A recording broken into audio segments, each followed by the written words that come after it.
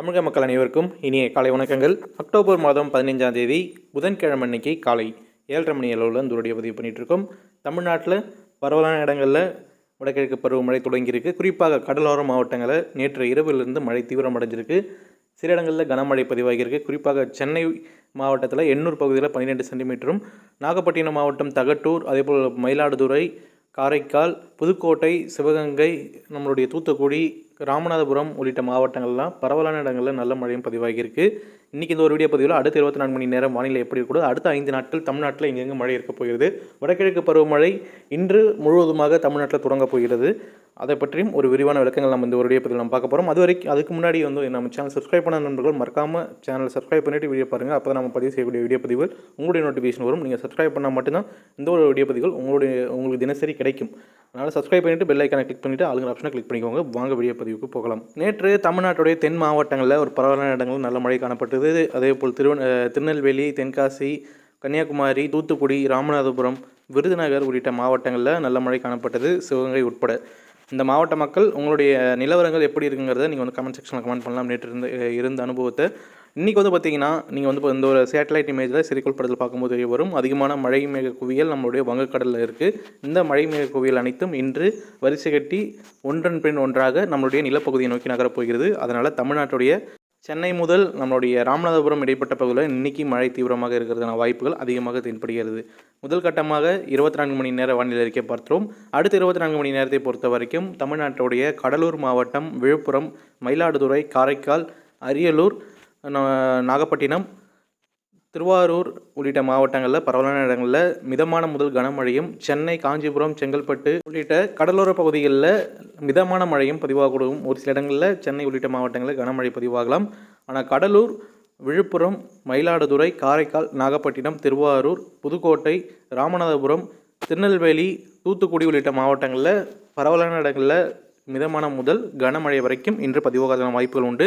இதனுடைய தாக்கம் உள் மாவட்டங்களான மதுரை, திண்டுக்கல், கரூர், கோயம்புத்தூர், ஈரோடு, சேலம், நாமக்கல், திருச்சி உள்ளிட்ட மாவட்டங்களிலும் காணப்படும். வட மாவட்டங்களை பொறுத்த வரைக்கும் திருவண்ணாமலை, தருமபுரி, கிருஷ்ணகிரி, கள்ளக்குறிச்சி, பெரம்பலூர் உள்ளிட்ட மாவட்டங்களிலும் இந்த வடகிழக்கு பருவக்காற்று காரணமாக பரவலான இடங்களில் லேசான முதல் மிதமான மழை இன்று பெய்யக்கூடும். தமிழ்நாட்டின் பெரும்பாலான இடங்களில் இன்றைக்கி பார்த்திங்கன்னா மழை காணப்படும்.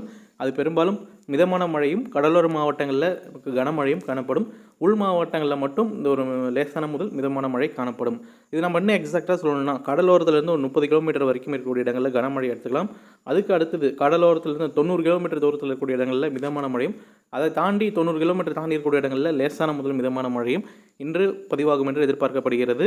சில இடங்களில் மட்டும் கனமழை எச்சரிக்கை நம்ம முன்னாடியே சொல்லியிருந்தோம். திருநெல்வேலி மாவட்டத்திற்கு இன்று சிறப்பான சம்பவம் ஒன்றது. திருநெல்வேலி, தூத்துக்குடி, கன்னியாகுமரி, அதேபோல் ராமநாதபுரம், விருதுநகர் மாவட்டங்களுக்கு இன்று நல்ல மழைக்கான வாய்ப்பு இருக்கிறது. இன்று முதல் வடகிழக்கு பருவமழை தமிழ்நாட்டில் தொடங்கும் நம்ம சொல்லலாம். பட் இருந்தாலும் இந்திய வானிலை மையம் 16ஆம் தேதி சொன்னதுனால மேபி இன்றைக்கி சொன்னாலும் சொல்லலாம், நாளைக்கு சொன்னாலும் ஒரு அஃபிஷியலான ஒரு அறிவிப்பு நாளைக்கு கூட வரலாம். அதனால் வெயிட் பண்ணி பார்ப்போம். இந்த நேரத்தில் அடுத்த 5 நாட்களுக்கு தமிழ்நாட்டில் பார்த்திங்கன்னா ஒரு பரவலான இடங்களில் நல்ல மழைக்கான வாய்ப்புகள் உண்டு.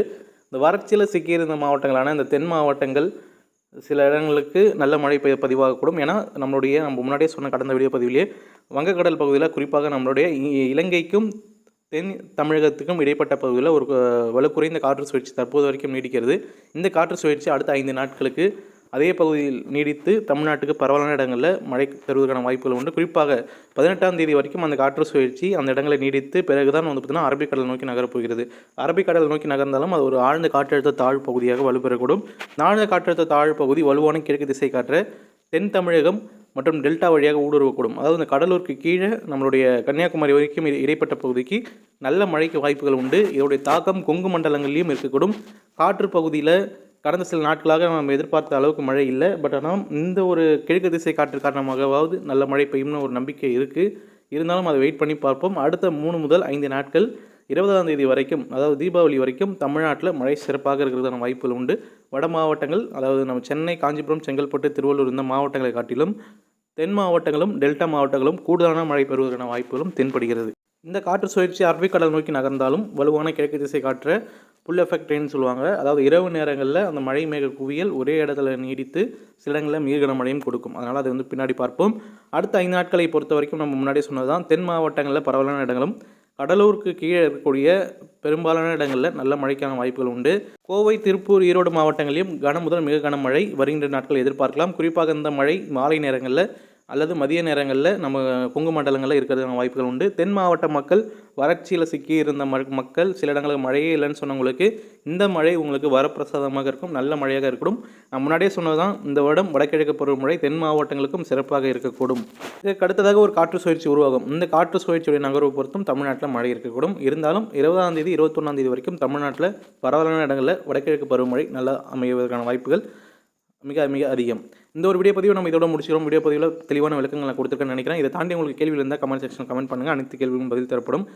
மறக்காம நம்ம சேனலை சப்ஸ்கிரைப் பண்ணிக்கோங்க. சப்ஸ்கிரைப் பண்ணால் மட்டும்தான் இது போல் வீடியோ பதிவுகள் உங்களுக்கு கிடைக்கும். மறக்காம சப்ஸ்கிரைப் பண்ணிவிட்டு பெல் ஐக்கான் கிளிக் பண்ணிவிட்டு ஆளுங்க ஆப்ஷனை கிளிக் பண்ணிக்கோங்க. மீண்டும் அடுத்த ஒரு வீடியோ பதிவில் சந்திப்போம். தொடர்ந்து இணைந்திருங்கள். நன்றி, வணக்கம்.